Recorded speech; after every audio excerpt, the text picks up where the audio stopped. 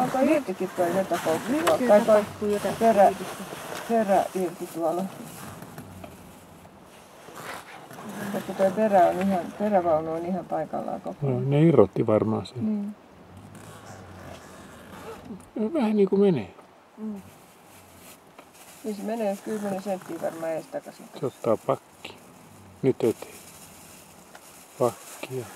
Siellä on se kuorma-auto edessä, niin miksi se mene pois eestä sieltä? Noitti se sitten törmäisi. Nyt.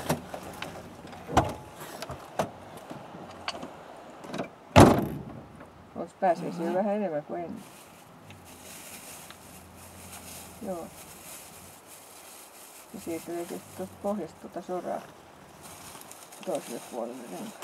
Mitä siellä oikealla kyljessä on? Oikeassa kyljessä? Jotain muovia tai jotain, joo. En tiedä mikä se on. Se on sen auton perä. Joo, sillä on perävaunu irti. Ja se yrittää sitä niinku vetoautoa nyt saada jotenkin.